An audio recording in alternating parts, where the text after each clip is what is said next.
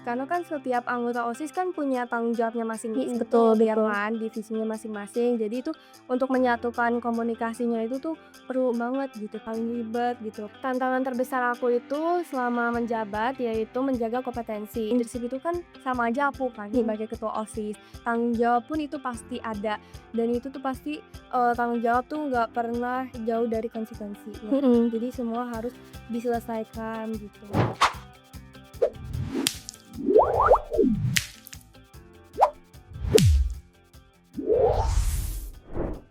Halo Tunas Media, selamat datang kembali di UTM Talk, podcast resminya OSIS SMK Tunas Media.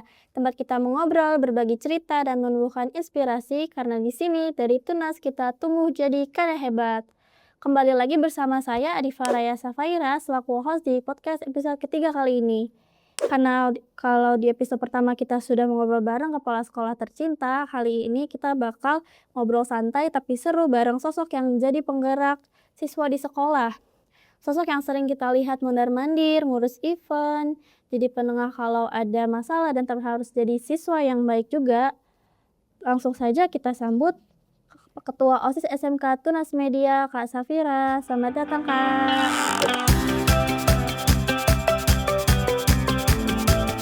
Halo semuanya, perkenalkan saya Safira Livi Anwar, kelas 11 jurusan MT atau Manajemen Perkantoran. Saya dipercayai menjadi Ketua OSIS periode 2025-2026. Boleh nggak sih Kak, Kakak kasih tahu satu fakta unik tentang Kakak yang nggak banyak orang tahu? Fakta uniknya, kalau aku sih ya, fakta uniknya itu aku tuh orang yang overthinker. Jadi Overthinking. kayak aku tuh kalau mengambil keputusan itu lebih hati-hati karena aku takut, akan dampak yang nanti aku pilih gitu. Mhm, Jadi ke aku depannya. lagi orangnya Oke. hati-hati. Berarti Kakak tuh tipe yang pemikir banget berarti ya? Iya Iya. benar. Awalnya gimana sih, sampai akhirnya Kakak bisa jadi ketua OSIS di sekolah? Awalnya itu sebenarnya aku masuk organisasi OSIS ini kan pertama kali nih ya aku di SMK. Kalau sebelumnya di SMP itu aku enggak nih, aku nggak ngikut. Tapi, semenjak SMK nih aku mau coba buat menambah pengalaman aku. Jadi, aku mencoba buat daftar di OSIS gitu. Guna untuk menambah pengalaman juga, menambah, apa sih, keahlian juga buat bertanggung jawab lebih, disiplin lagi gitu. Berarti ini pertama kalinya Kakak ikut organisasi ya? Iya Di bener. sekolah? Oke. Boleh Kakak ceritain momen yang paling berkesan waktu kamu ikut kampanye atau pemilihan OSIS kemarin itu? Awal kampanyenya ya? Mhm. Nah, itu kalau itu sih aku pas lagi berhadapan dengan teman-teman yang lain lagi ngadain visi misi dan Mmm, jelaskan visi misi aku mhm. gitu. Nah, di situ sih awalnya tuh aku deg-degan banget kan pastinya. Iya. Nah, tapi setelah dari aku menjelaskan semua visi misi aku dan teman-temannya pada tepuk tangan, di situ aku sih jadi merasa lega kalau kalau aku tuh bener-bener bisa sampai titik-titik itu, gitu. Iya karena juga pertama kali buat Kakak, jadi kayak rasanya nervous gak sih? Bener banget. Iya iya, setuju banget sih, oke oke. Dulu kamu tuh tipe siswa yang seperti apa? Pendiam kah atau aktif atau justru belajar berani pelan-pelan? Kalau aku sih tipe yang belajar berani pelan-pelan, dari misalnya aku kayak presentasi di kelas gitu Mhm. kan. Nah, di situ aku kan berbicara kan. Nah, di situ berbicara dengan banyak orang dan di situ aku mulai belajar perlahan-lahan dan ditambah lagi kan aku SMP-nya itu pernah ikut paskibra. Iya. Nah, itu tuh aku dipercayai juga jadi ketua OSIS. Maaf salah, maksudnya ketua paskibra. Ketua paskibra, iya kelihatan sih dari cara Kakak pas jadi baris berbaris itu Iya rapi kayak banget, gitu, heeh. benar banget. Oke kita masuk ke obrolan inti ya Kak sekarang. Jadi ketua OSIS kelihatannya kan keren banget, tapi pasti nggak selalu mudah sih ya. Iya, itu bener banget sih. Tantangan terbesar selama menjabat sebagai ketua OSIS itu apa sih?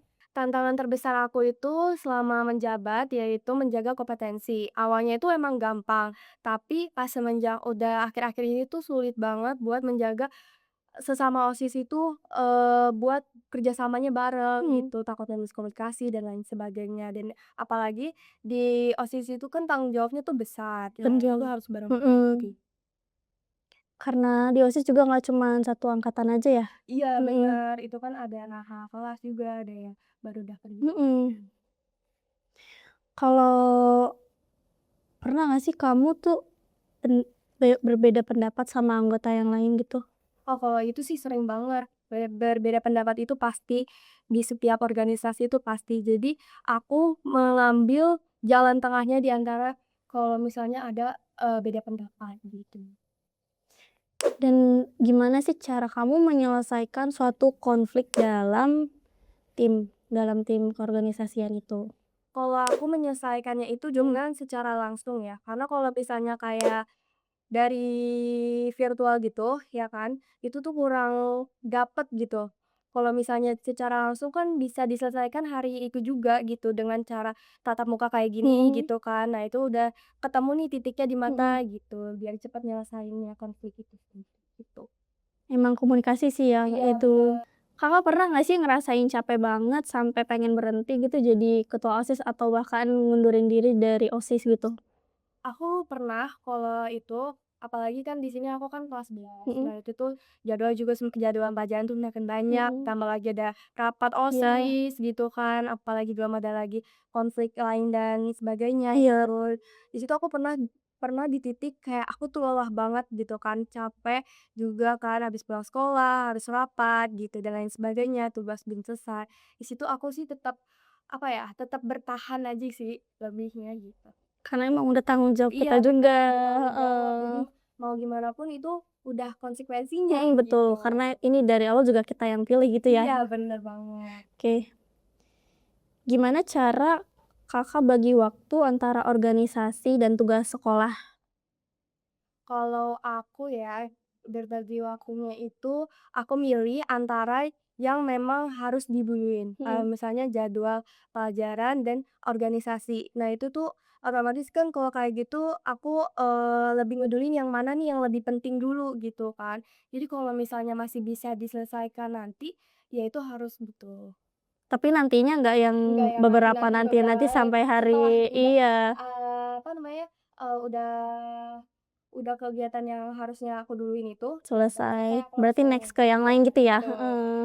Ada nggak sih momen yang kamu ngerasa tuh worth it banget jadi ketua OSIS gitu? Worth it banget, Mhm. itu pas setelah aku menyelenggarakan acara dan semua teman-teman aku maupun pokoknya itu satu sekolah Mhm. SMK Tunas Media itu tersenyum akan acara yang kita bareng-bareng, Iya, heeh. lakukan gitu, hasil jerih payah kita, Iya, heeh. ke atas yang kita lakukan gitu. Jadi kayak rasanya tuh capeknya terbayarkan gitu Iya ya, bener, karena sampai ngeliat terbayarkan ngeliat ngeliat teman-teman yang heeh, lain pada tersenyum iya, gitu heeh. atas kegiatannya. Kayak jadi kayak alhamdulillah gitu hasil jerih payah kita ya. Menurut Kakak, organisasi itu lebih ngajarin apa? Leadership kah, tanggung jawab, atau mental kuat? Kalau menurut aku sih itu semuanya ya, karena di leadership apalagi leadership kan, Mhm. leadership itu kan sama aja aku kan Mhm. sebagai ketua OSIS, tanggung jawab pun itu pasti ada, dan itu tuh pasti, tanggung jawab tuh nggak pernah jauh dari konsekuensinya. Mhm. Jadi semua harus diselesaikan gitu, gimana gitu. Iya. Kalau kan banyak ya Kak, siswa yang takut organisasi karena merasa nggak punya skill. Menurut Kakak nih, organisasi itu butuh bakat atau kemampuan? Kalau menurut aku lebih memilih kemampuan, karena kalau kemampuan itu bisa dilatih. Bisa diasah ya? Iya Heeh. betul. Oke. Kak, kita masuk ke segmen OSIS dan event ya. Oke. Kan kita kemarin baru aja lewatin event Classmeet. Ceritain dong behind the scene-nya yang banyak orang lain yang nggak tahu. Behind the scene-nya, itu tuh pasti ribet banget ya, Mhm. apalagi kita kan ada rapat, terus ada kegiatan yang harus diulang, acara gitu-gitu. Behind the scene-nya itu sih banyak banget perjuangan, ya kan. Apalagi ada rapat, revisi revisi konsep dan koordinasi dari divisi lain sebagainya, dan itu kan memerlukan hal yang, mendadak gitu kan. Mhm. Jadi kita mau gimana pun itu cara sebelum hari H itu harus diselesaikan, tuh. Biar hasilnya pun memuaskan gitu. Kadang kalau misalkan di balik sesuatu yang kelihatannya perfect banget itu berarti di belakangnya tuh kayak banyak banget yang geradakan ya. Iya bener, rusuh banget tuh pasti Yang ya rusuh kan. banget, yang segala macem, yang mondar-mandir, ngurusin ini, ngurusin Iya, itu. betul. Kalau persiapan paling ribet itu waktu apa sih? Event apa gitu? Event mendadak ya? Yang paling ribet gitu? Yang paling ribet itu sih sebenarnya menyatukan, komunikasi sama jadwal dari semua anggota OSIS. Karena kan setiap anggota OSIS kan punya tanggung jawabnya Mhm, masing-masing betul tuh, ya betul. kan, divisinya masing-masing. Jadi itu untuk menyatukan komunikasinya itu tuh perlu banget gitu, paling ribet gitu. Para apalagi kayak nanti, ada halangan atau dan lain sebagainya gitu. Rapat dadakan, jadi Iya, suka bener yang ini banget. nggak bisa, yang ini Iya, bisa. Jadi bingung gitu ya, bener, jadi apalagi kayak kalau di hari riweuh weekend sendiri, gitu. mhm. Mhm. Kalau masalah ada nggak sih pernah datang mendadak gitu kayak masalah mendadak di inta OSIS atau acaranya tuh nggak sesuai sama rencana gitu? Masalah yang mendadak ya, itu sih pasti pernah ya. Kenapa? Karena kalau, aku sih lebih belajar lebih tetap tenang, karena kalau misalnya pemimpinnya aja panik Mhm. gitu kan, jadi tim ikut panik Iya, betul gitu. betul. Jadi aku berusaha buat tenang, gimana caranya buat nyelesain masalah itu. Dengan kepala dingin gitu, jadi biar yang lainnya ikutan tenang juga, Iya. heeh, setuju. Kalau momen yang paling bikin merinding atau terharu waktu acara berlangsung itu ada nggak sih, Kak? Momen merinding, Mhm. itu setelah acara selesai. Iya, Iya, acara bener, heeh, acara selesai tuh kayak bikin, apa ya, bikin rasa tuh campur aduk gitu, kayak senang juga gitu karena kan, acaranya udah heeh, acara udah selesai, jadi kayak selesai, alhamdulillah gitu ya, bener heeh heeh banget heeh. gitu kan. Jadi pikiran pun rasanya kayak, wow Iya, gitu. alhamdulillah gitu semua selesai, Iya, iya. bener. Program OSIS yang paling kamu banggakan sejauh ini apa dan kenapa?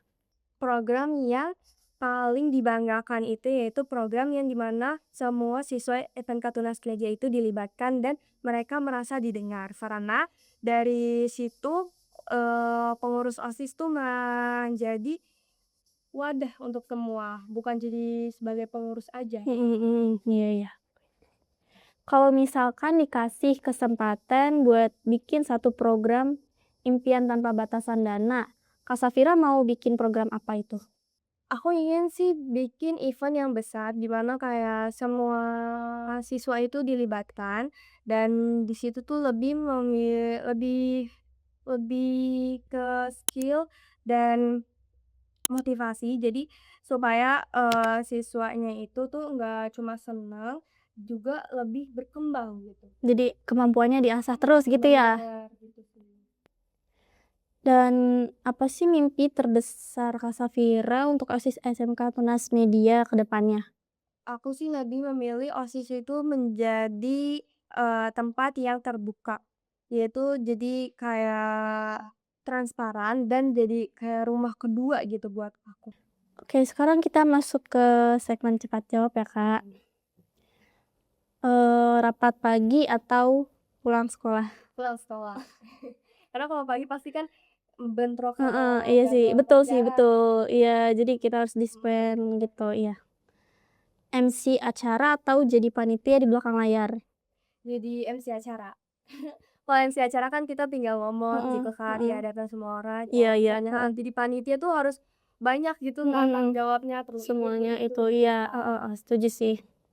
Deadline mepet atau persiapan jauh-jauh hari? Persiapan jauh-jauh hari.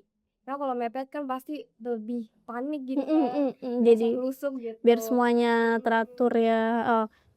Chat penting atau telepon langsung? Telepon langsung. Karena kalau chat penting kayak gitu kadang kan kita kayak membacanya itu dibacanya itu jadi kayak nggak sesuai sama apa yang kita baca gitu, Kak. Mhm mhm. Apa sih, ya pokoknya kayak gitu deh. Gitu, ya bener. Iya iya, oke. OSIS itu capek atau seru sih? Seru, kalau aku seru. Oh, Kakak seru gitu ya, berorganisasi gitu.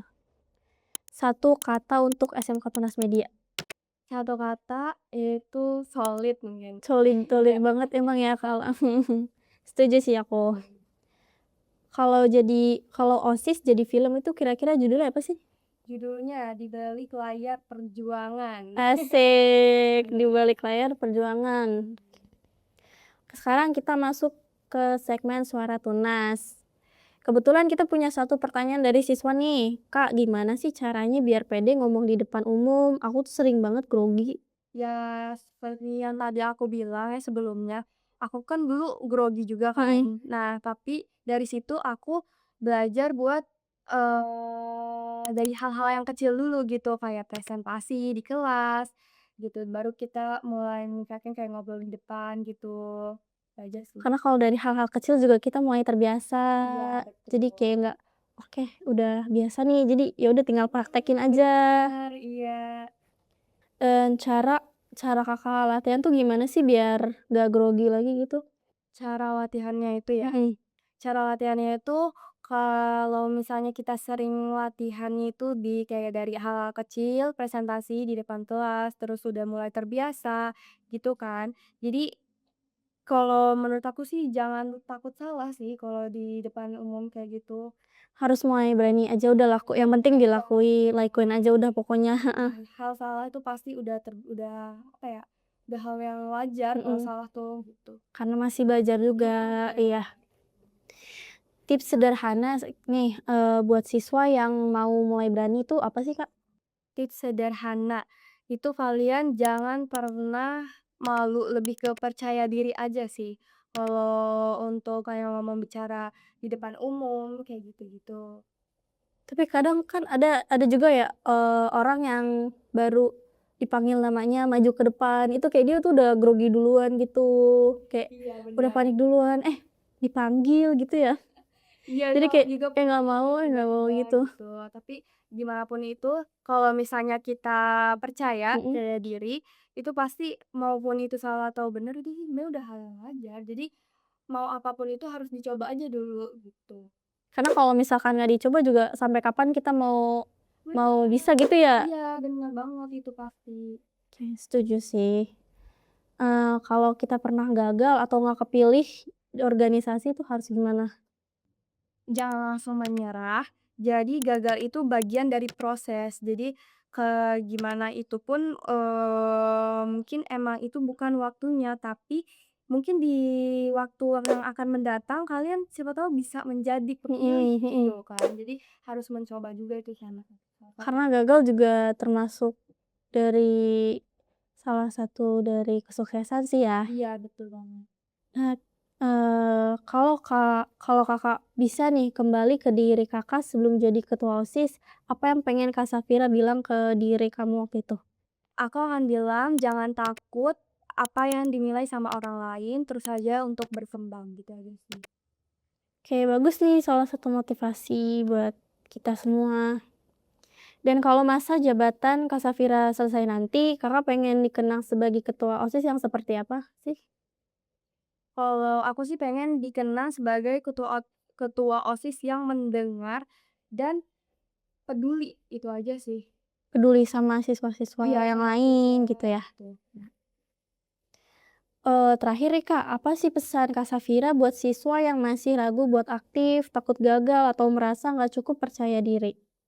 Aku cuma mau bilang satu hal, kalau misalnya jangan pernah nunggu percaya diri dulu. Karena kalau misalnya nunggu percaya diri itu, kita tuh nggak bakalan tahu mau sampai kapan gitu loh. Jadi kita tuh harus Harus berani coba gitu ya, Kak? iya benar, benar coba. Oke, terima kasih banyak Kak Safira udah banyak berbagi cerita, pengalaman, dan energi positif hari ini. Semoga episode kali ini bikin kita sadar kalau keberanian itu bukan soal nggak takut, tapi tetap melangkah walaupun takut. Karena setiap siswa punya potensi, tinggal kita mau tumbuh atau enggaknya. Dari tunas, kita tumbuh jadi karya hebat. Sampai ketemu di episode berikutnya.